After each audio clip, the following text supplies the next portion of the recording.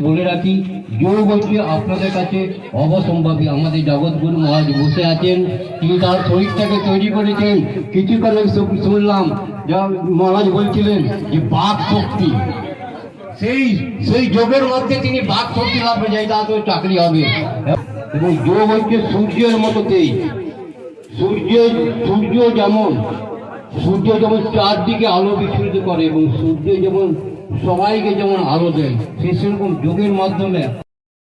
Today I shall talk about yoga on the behalf of founded by Swami Gaurānanda Ji Maharaj, who established Gaurānanda Yoga Seva Mission,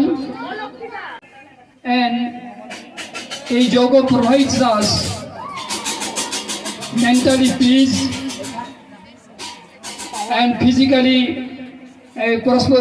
prosperity and spiritual power.